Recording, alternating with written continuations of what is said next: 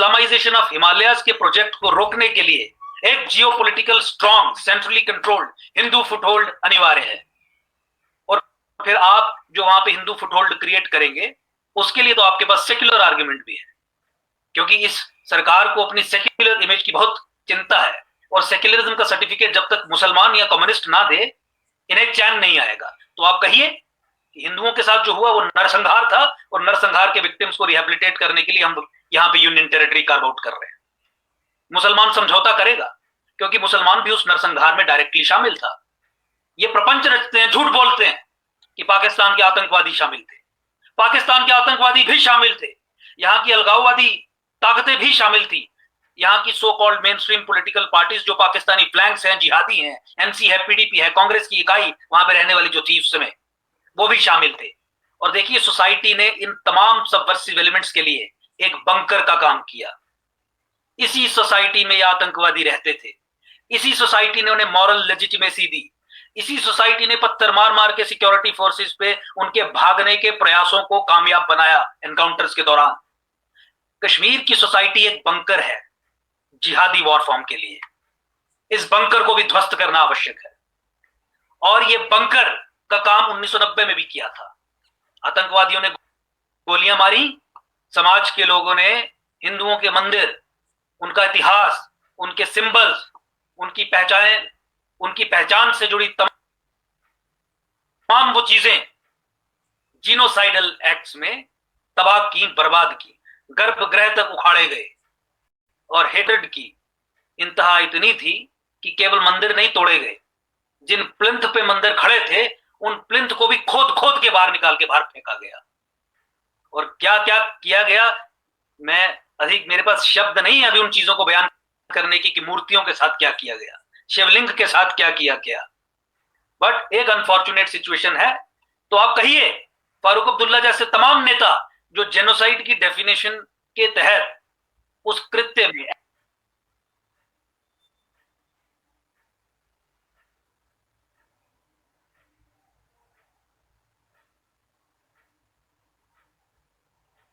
Acts of genocide में शामिल हो जाते हैं, उन्होंने वो किया।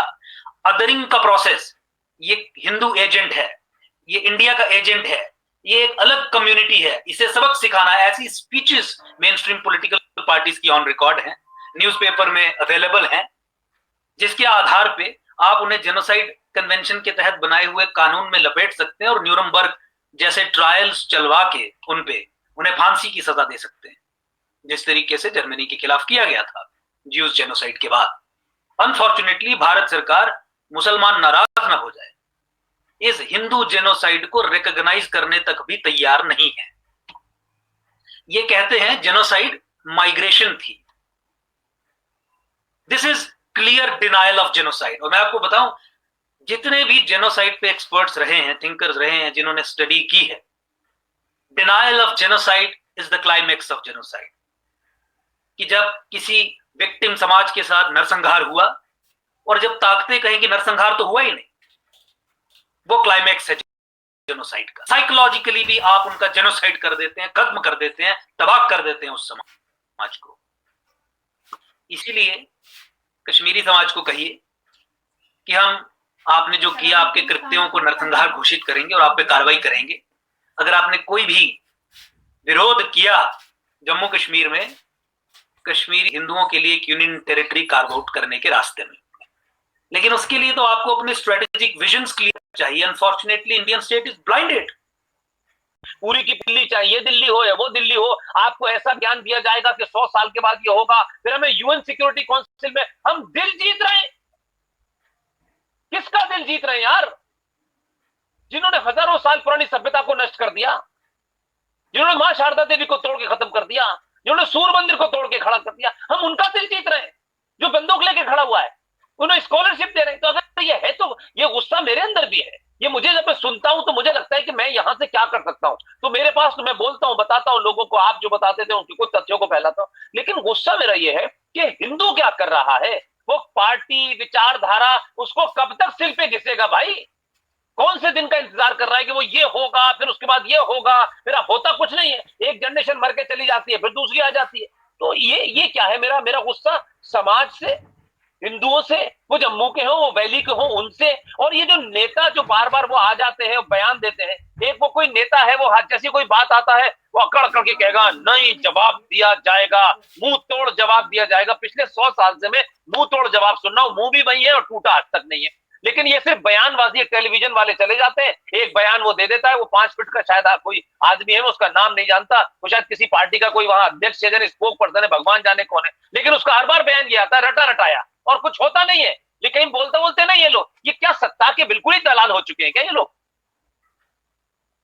देखिए, इनके लिए एब्डिकेशन ही स्ट्रेटेजी है, वो इसी चीज का ये प्रचार करते हैं। और आप एक कॉमन थ्रेड देखेंगे कि जहां जहां हिंदू जीनोसाइडल एट्रिशन फेस कर रहा है, जब वहां का हिंदू न्याय के लिए इनसे मदद की गुहार करता है, तो ये उसी पे दोषारोपण करके उसे चुप कराने का काम करते हैं।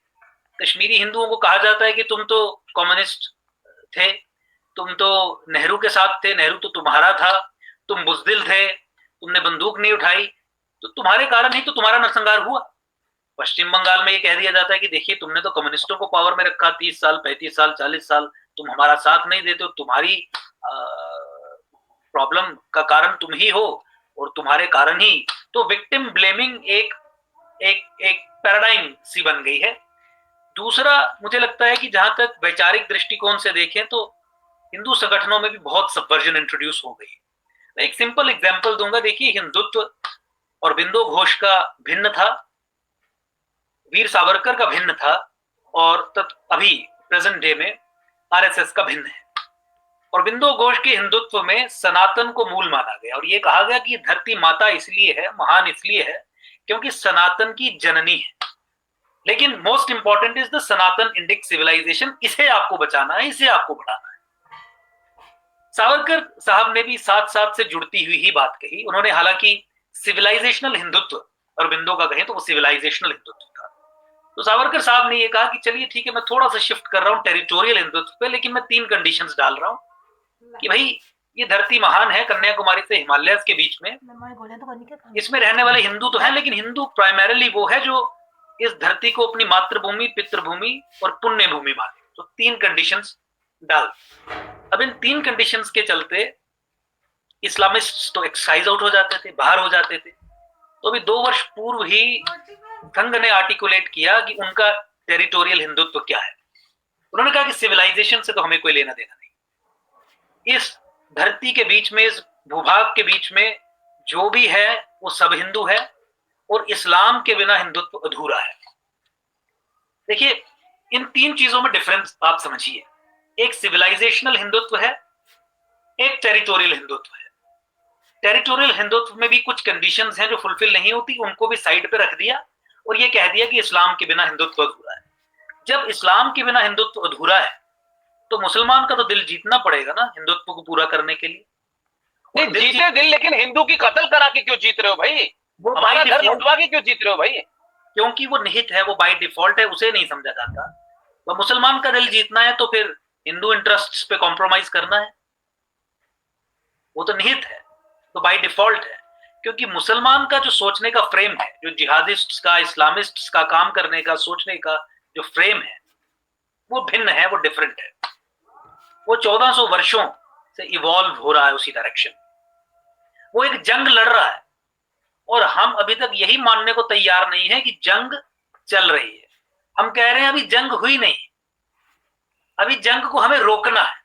जो जंग चल रही है उसके बारे में हमारे हिंदू संगठन इस मुगालते में है कि जंग तो अभी होना बाकी है और होने से हमें रोकना है। इसीलिए अपने ही लोगों को लेसरेट करते हैं, ब्लीड करते हैं, एब्डिकेशन को स्ट्रेटजी समझते हैं, दिल जीतने की बातें करते हैं। वो टर्मिनोलॉजीज जो पाकिस्तान की आईएसआई ने जम्मू कश्मीर के इतिहास में प्लांट की, चाहे वो कश्मीरियत हो, जमहूरियत हो, इंसानियत हो, उन्हें अडॉप्ट करते हैं और अनफॉर्चुनेटली देश का बहुत बड़ा नुकसान करते हैं। और मोस्ट इंपॉर्टेंट कि जो इस्लामिस्ट के सोफिस्टिकेटेड मेथड्स हैं टेक ओवर के, नैरेटिव बिल्डिंग, पैरालिसिस क्रिएट करना from with in, planting individuals, planting policies, formulations, Muslim brotherhood का जो मॉडल इंडिया में डिप्लॉय किया गया उसे समझते नहीं। आप उनकी सबसे बड़ी जीत 1947 के बाद आर्टिकल 370 को मान लीजिए। देखिए क्या सुनिश्चित करवाया उन्होंने कि एक मुस्लिम मेजॉरिटी स्टेट है जहां पे हिंदुस्तान का संविधान लागू नहीं हो। आप इस सोच की परिकल्पना भी नहीं कर सकते। They created a non-secular state within secular India using Indian Constitution. They communalized the